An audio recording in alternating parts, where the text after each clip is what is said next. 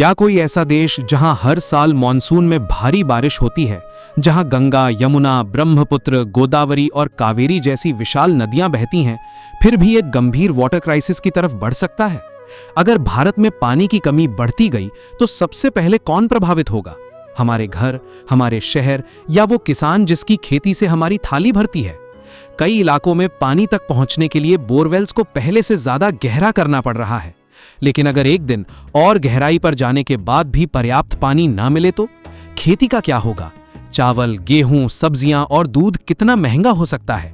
क्या ground water crisis धीरे धीरे फूड क्राइसिस में बदल सकता है? और अगर यही समस्या शहरों तक पहुंची तो क्या टैंकर्स इसका समाधान होंगे? लेकिन उन टैंकर्स का पानी आएगा कहां से? अगर पानी की कमी फैक्ट्रीज और बिजनेसेस तक पहुंची तो क्या इसका असर नौकरियों और इकोनॉमी पर भी पड़ेगा? और अगर किसी इलाके में पानी, खेती और रोजगार तीनों मुश्किल होने लगे तो वहां रहने वाले लोग जाएंगे कहां? लेकिन इन सब के पीछे एक और सवाल छुपा है। भारत में बारिश तो आज भी होती है, फिर उसका पानी जाता कहां है? क्या वो जमीन के अंदर पहुंच रहा है या कंक्रीट से ढके शहरों, घटती हरियाली और बदलती जमीन के बीच बहकर निकल रहा है? और इसमें पेड़ों, जंगलों और मिट्टी की भूमिका कितनी बड़ी है? क्योंकि भारत की सबसे महत्वपूर्ण वाटर स्टोरी शायद उन नदियों में नहीं छुपी जिन्हें हम देख सकते हैं, वो हमारे पैरों के नीचे है, ग्राउंड वाटर में। और इसे समझने के लिए सबसे पहले जानना होगा कि जमीन के नीचे इतना पानी आया कहां से। जब हम भारत के पानी की बात करते हैं तो सबसे पहले नदियां दिखाई देती हैं, गंगा, यमुना, ब्रह्मपुत्र, गोदावरी, कावेरी, फिर लेक्स, डैम्स और रिजर्वॉयर्स। लेकिन ये सिर्फ वो पानी है जो हमें दिखाई देता है। हमारे पैरों के नीचे भी पानी की एक विशाल दुनिया मौजूद है। बारिश जब जमीन पर गिरती है तो उसका सारा पानी नदियों में नहीं चला जाता। कुछ पानी मिट्टी में समा जाता है, वो धीरे धीरे मिट्टी, रेत और चट्टानों की परतों से नीचे जाता है और कुछ ऐसी जियोलॉजिकल फॉर्मेशंस तक पहुंचता है जो पानी को अपने अंदर जमा भी कर सकती हैं और उसे आगे बहने भी देती हैं। इन्हें एक्विफर कहा जाता है। लेकिन एक्विफर को जमीन के नीचे मौजूद किसी विशाल खाली झील की तरह मत समझिए। पानी अक्सर मिट्टी, रेत और चट्टानों के बीच मौजूद छोटे छोटे खाली स्थानों और दरारों में जमा होता है। यही पानी कुओं, हैंडपंप्स, ट्यूबवेल्स और बोरवेल्स के जरिए बाहर निकाला जाता है और यही इस संकट को इतना खतरनाक बनाता है। नदी सूखती है तो हमें दिखाई देती है, रिजर्वॉयर खाली होता है तो हमें दिखाई देता है, लेकिन ग्राउंड वाटर हमारी आंखों के सामने नहीं होता। ऊपर खेत हरा दिखाई दे सकता है, शहर सामान्य चल सकता है, बोरवेल से आज भी पानी निकल सकता है और उसी समय नीचे वाटर टेबल लगातार गिर रही हो सकती है। लेकिन ग्राउंड वाटर हमेशा के लिए जमीन के नीचे जमा हुआ कोई असीमित भंडार नहीं है। उसे वापस भरने की एक प्राकृतिक प्रक्रिया होती है जिसे रिचार्ज कहते हैं, और इसकी शुरुआत बारिश से होती है। बारिश का कुछ पानी जमीन के ऊपर बह जाता है, कुछ वापस वातावरण में चला जाता है और कुछ मिट्टी के अंदर प्रवेश करता है। यहीं जमीन की हालत महत्वपूर्ण हो जाती है। खुली मिट्टी, वेजिटेशन, पेड़ों की जड़ें और आसपास का पूरा इकोसिस्टम ये तय करने में भूमिका निभाता है कि बारिश के बाद जमीन पानी को किस तरह संभालती है। लेकिन इसका मतलब ये नहीं कि सिर्फ पेड़ लगा देने से हर जगह ग्राउंड वाटर क्राइसिस खत्म हो जाएगा। रिचार्ज इस बात पर भी निर्भर करता है कि नीचे किस तरह की चट्टानें हैं, मिट्टी कैसी है, बारिश कितनी तेज और कितनी देर होती है, जमीन का स्लोप कैसा है और उस इलाके का इस्तेमाल किस तरह किया गया है। अब दूसरी तरफ एक तेजी से बढ़ता शहर देखिए। जहां कभी खुली जमीन थी वहां कंक्रीट है, जहां पानी मिट्टी में जा सकता था वहां रोड्स, पार्किंग और बिल्डिंग्स हैं। तेज बारिश हुई, पानी गिरा भी बहुत, लेकिन उसका बड़ा हिस्सा जमीन में जाने के बजाय ड्रेन्स और सरफेस रन ऑफ के जरिए तेजी से बाहर निकल सकता है। यहीं भारत के वाटर क्राइसिस का एक अजीब विरोधाभास सामने आता है। किसी जगह बहुत ज्यादा बारिश और फ्लडिंग हो सकती है, फिर भी उसी इलाके में ग्राउंड वाटर की समस्या बनी रह सकती है। लेकिन ये सिर्फ पेड़ों या कंक्रीट की कहानी नहीं है। ग्राउंड वाटर के दो रास्ते हैं। एक तरफ प्रकृति उसे रिचार्ज करती है और दूसरी तरफ हम बोरवेल्स और ट्यूबवेल से उसे एक्सट्रैक्ट करते हैं। असली संकट तब शुरू होता है जब निकालने की रफ्तार वापस भरने की रफ्तार से आगे निकल जाती है। और भारत के कुछ हिस्सों में यही संतुलन आखिर बिगड़ा कैसे, यही हमें अब समझना है। भारत में ग्राउंड वाटर की समस्या को समझने के लिए सबसे पहले एक बात साफ करनी होगी। पूरे भारत का पानी एक ही रफ्तार से नीचे नहीं जा रहा। कुछ इलाकों में ग्राउंड वाटर की स्थिति अभी बेहतर है, जबकि कुछ इलाकों में हम जमीन से उतना पानी निकाल रहे हैं कि प्राकृतिक रिचार्ज उसके साथ कदम नहीं मिला पा रहा। और इसकी सबसे बड़ी वजहों में से एक है खेती। भारत में सिंचाई के लिए ग्राउंड वाटर का बहुत बड़े पैमाने पर इस्तेमाल होता है। खेत में लगा ट्यूबवेल किसान को मॉनसून का इंतजार किए बिना फसल को पानी देने की ताकत देता है। इसी ग्राउंड वाटर ने भारत की खेती और फूड प्रोडक्शन को लंबे समय तक मजबूती दी है। लेकिन यही सुविधा तब समस्या बनने लगती है जब किसी इलाके में हजारों नहीं बल्कि लाखों बोरवेल्स लगातार एक ही अंडरग्राउंड रिजर्व से पानी निकाल रहे हों। एक किसान पानी निकालता है, फिर उसका पड़ोसी भी बोरवेल लगाता है। वाटर टेबल नीचे जाती है तो पुराना बोरवेल कमजोर पड़ने लगता है। फिर नया बोरवेल और गहरा किया जाता है। कुछ समय बाद दूसरे किसानों को भी और नीचे जाना पड़ता है। धीरे धीरे ये एक ऐसी दौड़ बन सकती है जिसमें हर कोई पानी तक पहुंचने के लिए और गहरा जा रहा है, लेकिन ग्राउंड वाटर को वापस भरने के लिए उतना समय नहीं मिल रहा। इस समस्या को कुछ फसलों की वाटर डिमांड और गंभीर बना सकती है। धान जैसी फसलों को बड़ी मात्रा में पानी की जरूरत होती है। अगर ऐसी फसल उस इलाके में बड़े पैमाने पर उगाई जाए जहां सिंचाई ग्राउंड वाटर पर बहुत निर्भर है, तो एक्विफर पर दबाव बढ़ सकता है। लेकिन किसान सिर्फ अपनी इच्छा से फसल नहीं चुनता, उसे बाजार की मांग, फसल की कीमत, सरकारी खरीद, उपलब्ध सिंचाई, स्थानीय परंपरा और अपनी आमदनी सब देखना पड़ता है। इसलिए ये कहना बहुत आसान होगा कि किसान बस ज्यादा पानी निकालना बंद कर दे। असली समस्या इससे कहीं ज्यादा जटिल है। जिस ग्राउंड वाटर ने किसान को भरोसेमंद सिंचाई दी, कई इलाकों में वही उसकी खेती की व्यवस्था का इतना महत्वपूर्ण हिस्सा बन चुका है कि अचानक उसका इस्तेमाल कम करना भी आसान नहीं है। और दबाव सिर्फ खेतों से नहीं आता। जैसे जैसे शहर बढ़ते हैं, नए घर, अपार्टमेंट्स, होटल्स, ऑफिसेज और इंडस्ट्रीज बनते हैं, पानी की मांग भी बढ़ती है। जहां म्युनिसिपल सप्लाई पर्याप्त नहीं होती, वहां ग्राउंड वाटर इस गैप को भरता है। नया बोरवेल लगाना कुछ समय के लिए समस्या का समाधान लगता है, लेकिन अगर उसी इलाके में एक्सट्रैक्शन लगातार बढ़ता जाए और रिचार्ज पीछे रह जाए, तो ये समाधान भविष्य की समस्या बन सकता है। ऊपर से शहरों का फैलता कंक्रीट रिचार्ज को कुछ जगहों पर और मुश्किल बना सकता है। यानी एक तरफ पानी निकालने वाले बोरवेल्स बढ़ रहे हैं और दूसरी तरफ बारिश के पानी को जमीन में वापस पहुंचने के रास्ते बदल रहे हैं। लेकिन यहाँ सबसे बड़ा सवाल मॉनसून को लेकर उठता है। अगर भारत में हर साल इतनी बारिश होती है, तो एक अच्छा मॉनसून ग्राउंड वाटर को फिर से क्यों नहीं भरता? क्योंकि बारिश सिर्फ कितनी हुई ये महत्वपूर्ण नहीं है, वो कैसे हुई, कहाँ हुई और कितने समय में हुई ये भी उतना ही महत्वपूर्ण है। अगर कई दिनों की बारिश कुछ घंटों में बहुत तेजी से गिर जाए, तो जमीन हर बूंद को तुरंत एब्जॉर्ब नहीं कर सकती। पानी सरफेस रन ऑफ बनकर बह सकता है। शहरों में वही पानी सड़कों और नालों में भरकर फ्लडिंग पैदा कर सकता है। यानी एक ही मॉनसून में किसी शहर की सड़क पानी में डूबी हो सकती है, लेकिन उस पानी का पूरा हिस्सा एक्विफर तक नहीं पहुंचता। दूसरी तरफ अगर बारिश लंबे समय में संतुलित तरीके से हो और जमीन पानी को एब्जॉर्ब करने की स्थिति में हो, तो रिचार्ज के लिए परिस्थितियां बेहतर हो सकती हैं। पेड़, वेजिटेशन, वेटलैंड्स, तालाब और खुली जमीन इसी बड़े वाटर सिस्टम का हिस्सा है। प्राकृतिक जमीन बारिश के पानी की गति को धीमा करने, मिट्टी की संरचना बनाए रखने और कुछ परिस्थितियों में इन्फिल्ट्रेशन को सपोर्ट करने में भूमिका निभा सकती है। लेकिन यहाँ भी कोई एक आसान फॉर्मूला नहीं है। हर जगह ज्यादा पेड़ लगाने से अपने आप ग्राउंड वाटर बढ़ जाएगा, ऐसा कहना गलत होगा। अलग अलग पेड़ खुद भी पानी इस्तेमाल करते हैं और रिचार्ज जियोलॉजी, सॉयल, रेनफॉल तथा लोकल लैंडस्केप पर निर्भर करता है। असली बात यह है कि जब किसी इलाके से पेड़, वेटलैंड्स, पॉन्ड्स और खुली जमीन लगातार कम होते हैं और उनकी जगह इम्पर्मिएबल कंक्रीट सर्फेसेस बढ़ती जाती हैं, तो उस इलाके का प्राकृतिक वाटर साइकिल भी बदल सकता है। और इसके ऊपर क्लाइमेट चेंज बारिश के पैटर्न को और अनिश्चित बना सकता है। कहीं लंबे ड्राई पीरियड्स, कहीं बहुत कम समय में अत्यधिक बारिश। ग्राउंड वाटर के लिए दोनों परिस्थितियां चुनौती पैदा कर सकती हैं, खासकर वहां जहां एक्सट्रैक्शन पहले से बहुत ज्यादा है। इसलिए ग्राउंड वाटर क्राइसिस की कोई एक वजह नहीं है।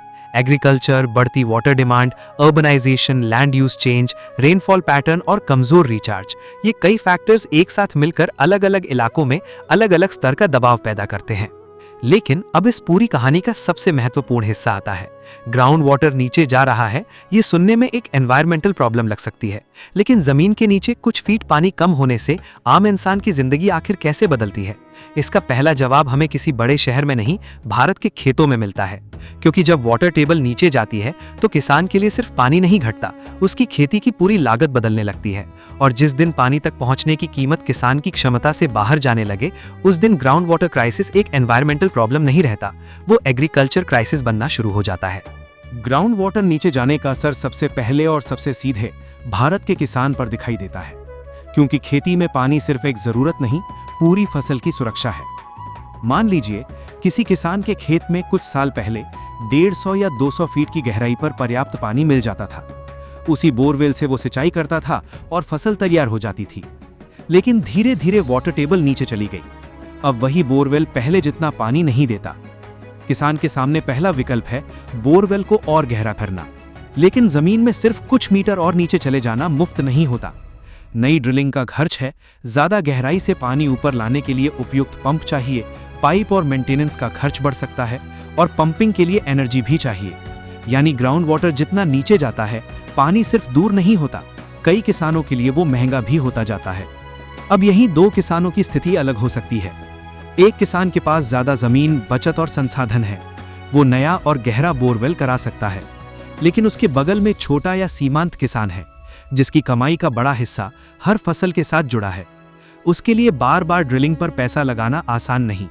अगर पुराना बोरवेल कमजोर पड़ गया तो उसे किसी दूसरे किसान से पानी खरीदना पड़ सकता है, सिंचाई कम करनी पड़ सकती है, या ऐसी फसल चुननी पड़ सकती है जिसमें पानी कम लगे। यानी एक ही गांव में ग्राउंड वाटर नीचे जाने का असर हर किसान पर बराबर नहीं पड़ता।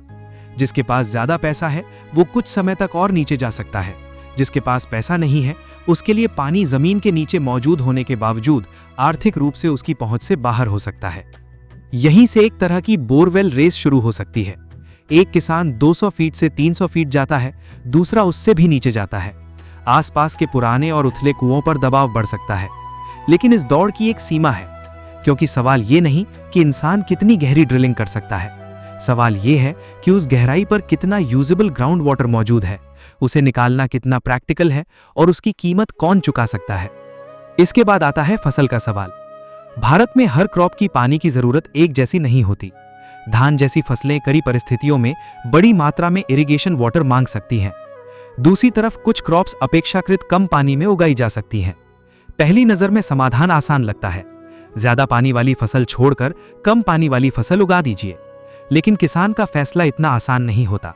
उसे सिर्फ पानी नहीं देखना, उसे ये भी देखना है कि मंडी में कौन सी फसल बिकेगी, किसका दाम मिलेगा, किसकी सरकारी खरीद उपलब्ध है, उसके इलाके की मिट्टी और मौसम किस फसल के अनुकूल हैं, उसके पास कौन सी मशीनें हैं, और आखिर उसके परिवार की कमाई किससे सुरक्षित रहेगी। इसलिए ग्राउंड वाटर क्राइसिस का समाधान सिर्फ किसान से ये कह देना नहीं हो सकता कि वो पानी कम इस्तेमाल करे। इसके ऊपर मॉनसून की अनिश्चितता पूरी गणना बदल सकती है। अगर बारिश सही समय पर हो जाए तो किसान की इरिगेशन डिमांड कम हो सकती है, लेकिन अगर बुआई के बाद लंबा ड्राई स्पेल आ जाए तो उसी समय बोरवेल उसकी फसल बचाने वाला सबसे महत्वपूर्ण सहारा बन सकता है। और अगर उसी समय ग्राउंड वाटर कमजोर पड़ जाए तो किसान के पास विकल्प बहुत कम बचते हैं। यानी जिस पानी ने दशकों तक खेती को मॉनसून की अनिश्चितता से सुरक्षा दी, उसी पानी की अनिश्चितता अब खेती के लिए नया रिस्क बन सकती है। इसका असर सिर्फ फसल पर नहीं, किसान के आर्थिक फैसलों पर भी पड़ता है। बीज पहले ही खरीदा जा चुका है, खाद पर पैसा लग चुका है, मजदूरी और मशीनों का खर्च हो चुका है। अगर इसके बाद सिंचाई के लिए अतिरिक्त ड्रिलिंग, डीजल, इलेक्ट्रिसिटी या खरीदा हुआ पानी चाहिए तो प्रोडक्शन कॉस्ट बढ़ती जाती है, और फसल तैयार होने के बाद बाजार में मिलने वाली कीमत हमेशा किसान के कंट्रोल में नहीं होती। इसलिए ग्राउंड वाटर का गिरना सिर्फ एनवायरमेंटल प्रॉब्लम नहीं है, कई किसानों के लिए ये कॉस्ट, इनकम और रिस्क का सवाल बन जाता है। लेकिन क्या टेक्नोलॉजी इसे बदल सकती है? कुछ हद तक हाँ। ड्रिप इरिगेशन और दूसरी एफिशिएंट इरिगेशन टेक्निक्स कुछ क्रॉप्स और परिस्थितियों में कम पानी से बेहतर सिंचाई में मदद कर सकती हैं। सॉइल मॉइस्चर की बेहतर जानकारी किसान को यह तय करने में मदद कर सकती है कि फसल को वास्तव में कब पानी चाहिए। बेहतर क्रॉप प्लानिंग और लोकल वाटर मैनेजमेंट भी एक्सट्रैक्शन का दबाव कम कर सकते हैं। लेकिन टेक्नोलॉजी कोई मैजिक स्विच नहीं है। छोटे किसान के लिए शुरुआती लागत, ट्रेनिंग, मेंटेनेंस और सही इंफ्रास्ट्रक्चर जैसी समस्याएं भी होती हैं। इसलिए भविष्य की खेती सिर्फ इस सवाल पर निर्भर नहीं करेगी कि हमारे पास नई टेक्नोलॉजी है या नहीं। असली सवाल होगा कि वो टेक्नोलॉजी कितने किसानों तक पहुंचती है और क्या वो उनके लिए आर्थिक रूप से प्रैक्टिकल है। और अब इस पूरे संकट का सबसे बड़ा कनेक्शन सामने आता है। अगर ग्राउंड वाटर नीचे जाने से किसान की इरिगेशन कॉस्ट बढ़ती है, अगर कुछ क्रॉप्स उगाना मुश्किल होता है, अगर प्रोडक्शन ज्यादा अनसर्टन होता है, तो इसकी कीमत सिर्फ किसान नहीं चुकाता, क्योंकि खेत में उगने वाला वही चावल, गेहूं और सब्जियां कुछ दिनों या महीनों बाद हमारे घर पहुंचती हैं। दूध के पीछे भी पानी है, पशुओं के पीने के लिए और उनके चारे को उगाने के लिए। यानी किसान के बोरवेल और शहर में रहने वाले इंसान की डिनर प्लेट के बीच एक ऐसा कनेक्शन है जो हमें दिखाई नहीं देता। और यही इस कहानी का अगला बड़ा मोड़ है। अगर खेत का पानी कम होने लगे तो क्या एक दिन ग्राउंड वाटर क्राइसिस आपकी थाली को भी महंगा कर सकता है? किसान के बोरवेल में पानी कम होना शहर में रहने वाले किसी इंसान की समस्या क्यों होनी चाहिए? क्योंकि हम जो खाना हर दिन खाते हैं उसके पीछे सिर्फ जमीन, बीज और मेहनत नहीं, बहुत बड़ी मात्रा में पानी भी छुपा होता है। चावल हो, गेहूं हो, सब्जियां हो या दूध, इन सब की प्रोडक्शन चेन किसी न किसी रूप में पानी पर निर्भर है।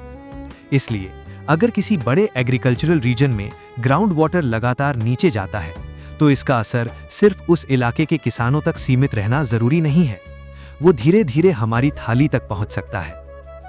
इस कनेक्शन को समझने के लिए चावल और गेहूं को देखिए। भारत के कुछ महत्वपूर्ण ग्रीन प्रोड्यूसिंग क्षेत्रों में इरिगेशन के लिए ग्राउंड वाटर की बड़ी भूमिका है। अगर वहां वाटर टेबल नीचे जाती है तो किसान के लिए सिंचाई की लागत बढ़ सकती है। ज्यादा गहरा बोरवेल, ज्यादा पंपिंग, मेंटेनेंस और जरूरत पड़ने पर दूसरे स्रोत से पानी की व्यवस्था, यानी वही फसल उगाने के लिए पहले से ज्यादा खर्च करना पड़ सकता है। लेकिन समस्या सिर्फ बढ़ती लागत की नहीं है। अगर किसी क्रिटिकल समय पर पर्याप्त पानी ही उपलब्ध ना हो तो प्रोडक्शन और क्रॉप क्वालिटी पर भी असर पड़ सकता है। अब मान लीजिए किसी इलाके में सब्जी की फसल तैयार हो रही है। किसान बीज, खाद और मजदूरी पर पैसा लगा चुका है, लेकिन फसल के आखिरी महत्वपूर्ण चरण में पानी की उपलब्धता कम हो जाती है। उसके सामने विकल्प सीमित हैं। अतिरिक्त पानी का इंतजाम करे, ज्यादा खर्च करे या कम प्रोडक्शन का रिस्क ले। अगर यही समस्या सिर्फ एक खेत में हो तो बाजार शायद इसे महसूस भी ना करे, लेकिन अगर खराब मॉनसून, गर्मी और ग्राउंड वाटर स्ट्रेस जैसी परिस्थितियां किसी बड़े उत्पादन क्षेत्र को एक साथ प्रभावित करें तो बाजार में आने वाली सप्लाई पर दबाव बन सकता है। और जब सप्लाई और प्रोडक्शन कॉस्ट दोनों दबाव में आते हैं तो कंज्यूमर तक असर कीमतों के रूप में पहुंच सकता है। यही कनेक्शन दूध तक भी जाता है। दूध को देखकर हमें शायद ग्राउंड वाटर याद ना आए, लेकिन डेयरी सिस्टम में भी पानी की जरूरत कई स्तरों पर होती है।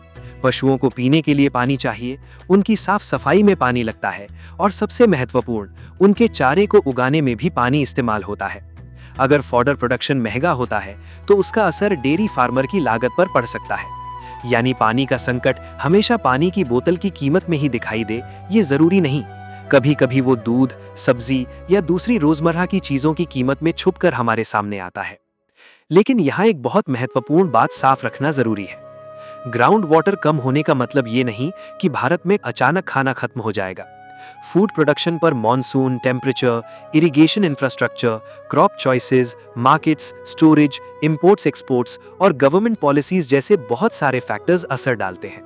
इसलिए वाटर क्राइसिस को सीधे नेशन वाइड फैमिन से जोड़ना गलत और अननेसेसरी डर पैदा करने वाला होगा। असली खतरा ज्यादा सटल है। अगर इरिगेशन कुछ इलाकों में लगातार महंगी और अनरिलायबल होती जाती है तो एग्रीकल्चर की लागत, क्रॉप चॉइसेस और प्रोडक्शन स्टेबिलिटी पर दबाव बढ़ सकता है। और यही दबाव समय के साथ फूड प्राइसेस और फूड सिक्योरिटी के लिए चुनौती बन सकता है। और यहाँ एक दिलचस्प बदलाव भी हो सकता है। अगर किसी क्षेत्र में पानी की कमी बहुत गंभीर हो जाए तो भविष्य का सवाल सिर्फ ये नहीं होगा कि किसान कितनी फसल उगाएगा। सवाल ये भी होगा कि वो कौन सी फसल उगाएगा। क्या ज्यादा पानी मांगने वाली क्रॉप्स की जगह कम पानी वाली क्रॉप्स बढ़ेंगी? क्या कुछ इलाकों का एग्रीकल्चरल पैटर्न बदल जाएगा? क्या टेक्नोलॉजी और बेहतर इरिगेशन उसी जमीन से कम पानी में प्रोडक्शन बनाए रख पाएंगे? या कुछ किसानों को ऐसी खेती छोड़नी पड़ेगी जिस पर उनका परिवार वर्षों से निर्भर रहा है? ये बदलाव सिर्फ खेतों को नहीं, हमारी खाने की आदतों और फूड इकोनॉमी को भी प्रभावित कर सकते हैं। अब इस कहानी को उल्टी दिशा से देखिए। शहर में रहने वाला एक परिवार सुपरमार्केट या सब्जी मंडी में जाता है। उसे बोरवेल की डेप्थ नहीं पता, उसे एक्विफर का वाटर लेवल नहीं पता, उसने उस किसान को कभी देखा भी नहीं जिसने उसका खाना उगाया है। लेकिन अगर ग्राउंड वाटर स्ट्रेस खेती की लागत और सप्लाई को प्रभावित करता है तो जमीन के सैकड़ों फीट नीचे हो रहा बदलाव आखिरकार उसके मंथली हाउस होल्ड बजट तक पहुंच सकता है। यानी ग्राउंड वाटर क्राइसिस की सबसे खतरनाक बात शायद ये है कि इसके कॉन्सिक्वेंसेस हमेशा ग्राउंड वाटर जैसे दिखाई नहीं देते। किसान के लिए वो डीपर बोरवेल हो सकता है, कंज्यूमर के लिए महंगी सब्जी, डेयरी फार्मर के लिए महंगा चारा और किसी दूसरे परिवार के लिए बढ़ता मंथली फूड बिल। लेकिन अभी तक हम उस जगह की बात कर रहे थे जहां पानी का इस्तेमाल सबसे ज्यादा दिखाई देता है, खेतों में। भारत की आबादी का एक बहुत बड़ा हिस्सा अब शहरों में रहता है और आने वाले दशकों में अर्बन पॉपुलेशन और बढ़ने की संभावना है। वहाँ लाखों लोगों को हर सुबह एक साथ पानी चाहिए, अपार्टमेंट्स को, हॉस्पिटल्स को, स्कूल्स को, कंस्ट्रक्शन को और बिजनेसेस को। और अगर किसी बड़े शहर का ग्राउंड वाटर भी उसी तरह दबाव में आ जाए तो किसान की तरह शहर अपना बोरवेल कितनी दूर तक गहरा कर सकता है? और जब बोरवेल जवाब देने लगे, क्या टैंकर सच में शहर को बचा सकता है? एक बड़े शहर में हर दिन लाखों लोगों को पानी चाहिए। Drinking, cooking, bathing, hospitals, schools, restaurants, construction और बिजनेसेस सब इसके बिना नहीं चल सकते। अलग अलग शहरों का वाटर सिस्टम अलग है। कहीं रिवर्स और रेजर्वायर्स प्रमुख हैं, कहीं ग्राउंड वाटर और कई जगह दोनों का कॉम्बिनेशन है। अपार्टमेंट सोसाइटी को म्युनिसिपल पाइपलाइन से पूरी जरूरत का पानी ना मिले तो बोरवेल गैप भरता है। वाटर टेबल नीचे जाने पर बोरवेल का फ्लो कम होता है।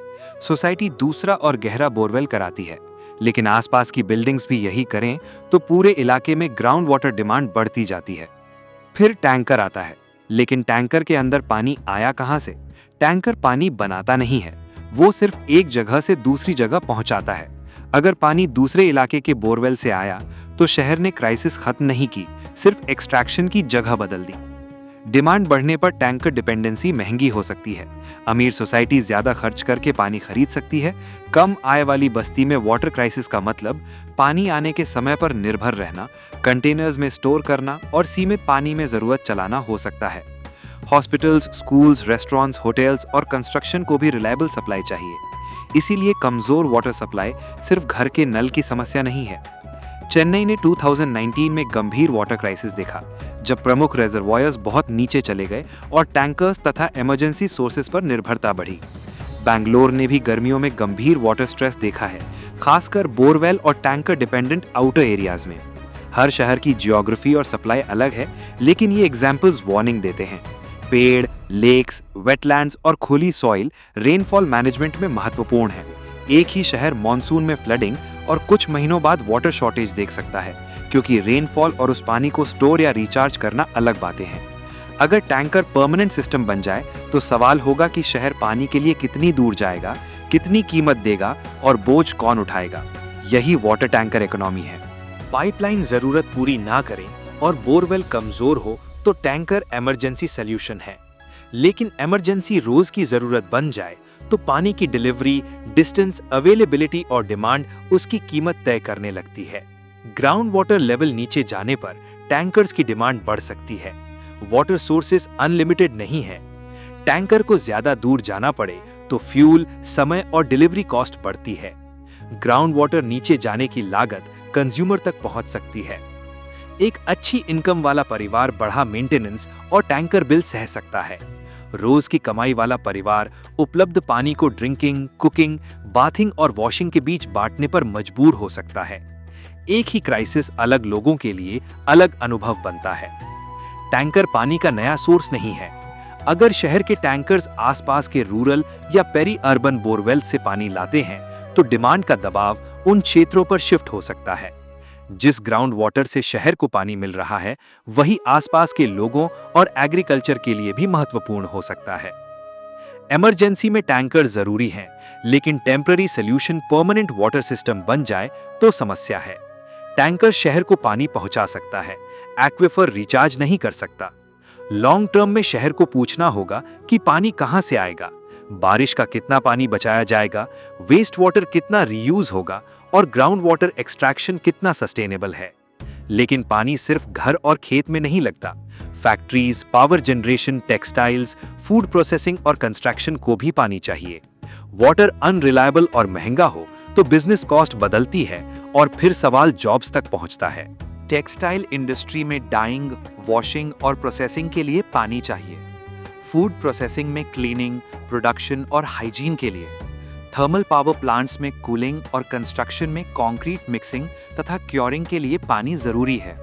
वाटर सिक्योरिटी कई इकोनॉमिक एक्टिविटीज की बेसिक रिक्वायरमेंट है। इंडस्ट्रियल एरिया में ग्राउंड वाटर महत्वपूर्ण सोर्स हो और वाटर टेबल नीचे जाए तो बोरवेल डेप्थ और पंपिंग कॉस्ट बढ़ सकती है। Company alternative source, treatment, recycling, efficiency या लोकेशन चेंज पर विचार कर सकती है। इसका मतलब अगले दिन जॉब्स खत्म होना नहीं है। कंपनीज टेक्नोलॉजी और रिसाइकलिंग से अडेप्ट कर सकती है, लेकिन long term water stress investment decisions को प्रभावित करने वाले फैक्टर्स में शामिल हो सकता है और इन्वेस्टमेंट फ्यूचर एम्प्लॉयमेंट से जुड़ा है। छोटे restaurants, laundries, car washing businesses, contractors और वर्कशॉप्स के पास बड़े रिसाइकलिंग प्लांट्स लगाने की कैपेसिटी नहीं हो सकती, इसलिए हर बिजनेस की क्राइसिस से लड़ने की क्षमता बराबर नहीं है। Future industries treated waste water reuse और क्लोज लूप सिस्टम्स की तरफ जा सकती हैं। नए इंडस्ट्रियल एरियाज में हाईवे, इलेक्ट्रिसिटी और लेबर के साथ वाटर सिक्योरिटी भी महत्वपूर्ण हो सकती है। अगर एग्रीकल्चर और लोकल इंडस्ट्रीज दोनों वाटर स्ट्रेस में हों, तो इनकम और जॉब्स पर दबाव बढ़ सकता है। तब परिवार का सवाल सिर्फ पानी कहां से लाए नहीं, बल्कि यहां रहकर कमाए कैसे बन सकता है। और अगर लाइवलीहुड का दबाव परिवार को गांव या छोटा शहर छोड़ने की तरफ धकेले, तो वो अक्सर बड़े शहर की ओर जाएगा। लेकिन बढ़ती पॉपुलेशन उसी शहर के पानी पर और दबाव डाल सकती है। वाटर शॉर्टेज होते ही लोग घर छोड़ देंगे, ऐसा कहना गलत है। Migration employment, education, income, family, weather और फार्मिंग कंडीशंस जैसे कई फैक्टर्स से होता है।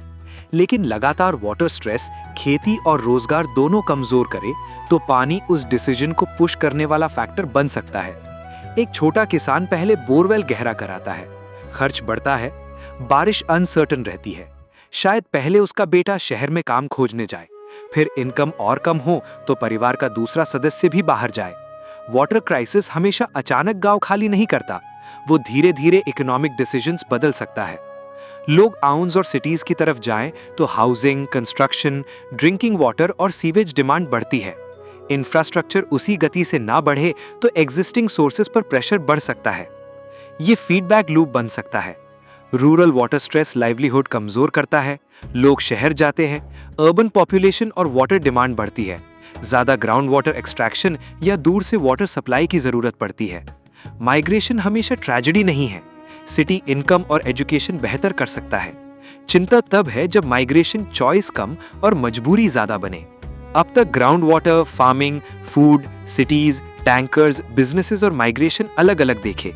लेकिन अगर खराब monsoon, extreme heat, falling ground water, expensive irrigation और बढ़ती डिमांड एक साथ टकराएं तो यही वर्स्ट रियलिस्टिक फ्यूचर है। पूरा भारत अचानक सूख जाएगा ऐसा रियलिस्टिक नहीं है। अलग अलग रीजन्स की स्थिति अलग है। असली खतरा यह है कि कुछ वाटर स्ट्रेस्ड क्षेत्रों में कई समस्याएं एक ही समय पर गंभीर हों। कमजोर मॉनसून, पहले से ओवर यूज्ड ग्राउंड वाटर और ज्यादा गर्मी एक साथ हों। फार्मर को कम पानी मिले, पंपिंग कॉस्ट बढ़े, छोटे फार्मर पर रिस्क बढ़े। कुछ क्रॉप बदलें, कुछ एरिया कम करें। ये तुरंत फूड क्राइसिस नहीं होगा, दूसरे रीजन सप्लाई दे सकते हैं। लेकिन वाटर स्ट्रेस बार बार महत्वपूर्ण एग्रीकल्चरल रीजन्स को प्रभावित करे तो प्रोडक्शन रिलायबिलिटी और कॉस्ट दबाव में आ सकती है। सिटी में डिमांड बढ़े, बोरवेल्स कमजोर हो, म्युनिसिपल सप्लाई लिमिटेड हो, टैंकर डिमांड और प्राइस बढ़े, अमीर ज्यादा खर्च करके पानी खरीदें, गरीब के लिए एक्सेस और अफोर्डेबिलिटी बड़ी समस्या बने। इंडस्ट्रीज रिसाइकलिंग कर सकती हैं, लेकिन हर बिजनेस के पास कैपिटल नहीं होगा। वाटर सिक्योरिटी इकोनॉमिक कॉम्पिटिटिवनेस का फैक्टर बन सकती है। रूरल फैमिली का मेंबर सिटी जाए, लेकिन सिटी में पॉपुलेशन और डिमांड पहले से बढ़ रही हो। रूरल वाटर प्रॉब्लम का एक हिस्सा अर्बन वाटर डिमांड में बदल सकता है। क्राइसिस धीरे बढ़ सकता है, बोरवेल थोड़ा और गहरा, पंपिंग थोड़ी महंगी, टैंकर बिल ज्यादा, crop change, business recycling cost, family migration. हर चेंज अकेले मैनेजेबल लगे, लेकिन लंबे समय में रीजन की इकोनॉमी और लाइफस्टाइल बदल सकते हैं। क्लाइमेट चेंज हीट और ड्राई पीरियड्स बढ़ाकर ग्राउंड वाटर डिपेंडेंस बढ़ा सकता है। एक्सट्रीम रेनफॉल फ्लडिंग पैदा कर सकती है, लेकिन पूरा पानी रिचार्ज नहीं होता। कहीं बहुत ज्यादा पानी, कहीं बहुत कम, और कभी एक ही जगह अलग महीनों में दोनों। तो what if India runs out of water का मतलब पूरा देश एक दिन पानी से खाली होना नहीं है। असली सवाल है, जरूरत के समय पानी सही जगह, सही समय, यूजेबल क्वालिटी में और हर इंसान की पहुंच में होगा या नहीं। पानी देश से अचानक गायब नहीं होगा। बारिश होगी, नदियां बहेंगी, रिजर्वॉयर्स और ग्राउंड वाटर मौजूद होंगे, लेकिन इससे गारंटी नहीं कि जरूरत की जगह पर पर्याप्त क्लीन यूजेबल वाटर सही समय पर उपलब्ध होगा। असली क्राइसिस अवेलेबिलिटी, एक्सेसिबिलिटी, क्वालिटी और मैनेजमेंट का है। किसी सिटी में मॉनसून फ्लडिंग हो सकती है और कुछ महीनों बाद टैंकर डिपेंडेंस भी, क्योंकि रेनफॉल और फ्यूचर के लिए वाटर स्टोरेज अलग चीजें हैं। ग्राउंड वाटर नीचे मौजूद हो सकता है, लेकिन इतना गहरा कि छोटे फार्मर के लिए एक्सट्रैक्शन इकोनॉमिकली प्रैक्टिकल न हो। कहीं वाटर क्वालिटी ट्रीटमेंट मांग सकती है, कहीं पाइपलाइंस और डिस्ट्रीब्यूशन कमजोर हो सकते हैं। वाटर सिक्योरिटी सिर्फ टोटल वाटर क्वांटिटी से तय नहीं होगी। वाटर कहाँ है, कब है, किस क्वालिटी का है और एक्सेस किसकी है, ये ज्यादा महत्वपूर्ण है। ग्राउंड वाटर ने फ्लेक्सिबिलिटी दी। रेन कम हो तो बोरवेल, पाइपलाइन न हो तो ग्राउंड वाटर, इरिगेशन चाहिए तो ट्यूबवेल। लेकिन इससे इल्यूजन भी बना कि अंडरग्राउंड वाटर हमेशा रहेगा। एक्विफर बैंक अकाउंट जैसा है, रिचार्ज से जितना जमा हो उससे ज्यादा लगातार निकाले तो अकाउंट तुरंत जीरो नहीं होता, लेकिन बैलेंस कम होता रहता है। इसलिए रियलिस्टिक खतरा है कि कुछ जगह पानी बहुत कम, बहुत गहरा, बहुत महंगा, पोल्यूटेड या गलत समय पर अवेलेबल हो, जबकि दूसरी जगह फ्लडिंग हो। अब सवाल ये है, अगर इंसान ग्राउंड वाटर नीचे ले जा सकता है तो क्या उसे बचाया और रिचार्ज किया जा सकता है? पहला सॉल्यूशन एक्सट्रैक्शन और रिचार्ज के बैलेंस से शुरू होता है। रेन वाटर को तेजी से बहने देने के बजाय सूटेबल कंडीशंस में जमीन तक पहुंचने का मौका देना होगा। लेकिन हर एक्विफर, सॉइल और जियोलॉजी अलग है। Recharge pit, check dam, pond restoration या rain water harvesting local geology समझकर करनी होगी। सिटीज में रूफटॉप हार्वेस्टिंग के साथ लेक्स, पॉन्ड्स, वेटलैंड्स, पार्क्स और ओपन सॉइल महत्वपूर्ण है।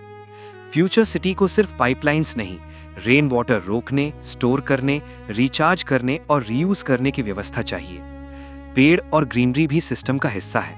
Healthy vegetation, roots, organic matter और नेचुरल लैंडस्केप सॉइल स्ट्रक्चर तथा रन ऑफ से जुड़े हैं। लेकिन सिर्फ पेड़ लगाने से हर जगह ग्राउंड वाटर नहीं बढ़ेगा। सही वेजिटेशन और वाटरशेड रेस्टोरेशन जरूरी है। एग्रीकल्चर में drip irrigation, sprinklers, soil moisture information और efficient irrigation ground water pressure कम करने में मदद कर सकते हैं। लेकिन टेक्नोलॉजी अफोर्डेबल और प्रैक्टिकल होनी चाहिए। क्रॉप चॉइसेस भी महत्वपूर्ण है। वाटर स्ट्रेस्ड रीजन में हाई इरिगेशन क्रॉप बड़े स्केल पर हो तो एफिशिएंसी अकेली काफी नहीं हो सकती।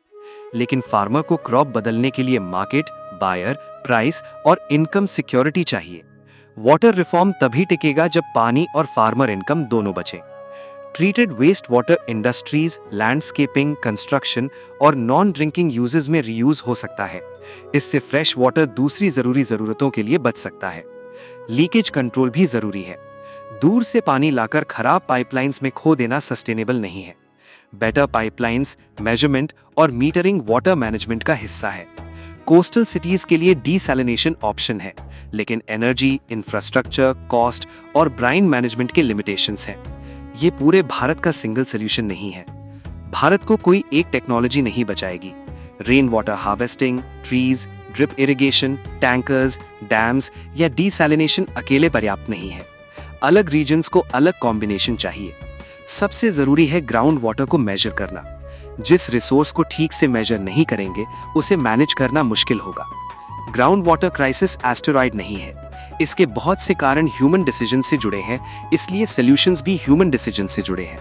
भारत के पास बारिश, नदियां, aquifers, technology, traditional water systems और मॉडर्न साइंस है। अब सवाल ये है, हम उस पानी की कीमत तब समझेंगे जब वो पैरों के नीचे मौजूद है या तब जब उसकी कमी आंखों के सामने दिखाई देने लगेगी। भारत का वाटर क्राइसिस शायद उस दिन शुरू नहीं होगा जब किसी शहर का आखिरी नल सूख जाएगा। असली संकट उससे पहले शुरू हो सकता है, जब किसान को बोरवेल और गहरा करना पड़े, खेती की लागत बढ़े, हमारी थाली पर असर दिखाई दे, टैंकर इमरजेंसी नहीं, रोज की जरूरत बने और पानी हर महीने बढ़ता खर्च बन जाए। जिस पानी पर इतना कुछ निर्भर है, उसका बड़ा हिस्सा हमें दिखाई नहीं देता। ग्राउंड वाटर पैरों के नीचे चुपचाप जमा होता है, इस्तेमाल होता है और कई जगह कम भी हो सकता है। नदी का गिरता लेवल दिखाई देता है, रिजर्वॉयर सूखता दिखाई देता है, कटते पेड़ और सूखी जमीन दिखाई देते हैं, लेकिन एक्विफर के अंदर बदलाव छुपा रहता है। भारत के पास पानी है, मॉनसून आता है, नदियां बहती हैं, बारिश होती है। सवाल ये नहीं कि भारत से पानी अचानक गायब हो जाएगा। सवाल ये है कि आने वाले वर्षों में हम उसे कितनी समझदारी से बचाते, रिचार्ज करते और इस्तेमाल करते हैं। क्योंकि भविष्य का भारत सिर्फ इस बात से तय नहीं होगा कि आसमान से कितना पानी गिरा, ये इस बात से भी तय होगा कि उस पानी में से हमने कितना बचाया, कितना वापस जमीन तक पहुंचाया और कितना आने वाली पीढ़ियों के लिए छोड़ा। ग्राउंड वाटर आज दिखाई नहीं देता, लेकिन अगर हमने उसके संकेतों को नजरअंदाज किया तो एक दिन उसकी कमी हमें हर जगह दिखाई दे सकती है।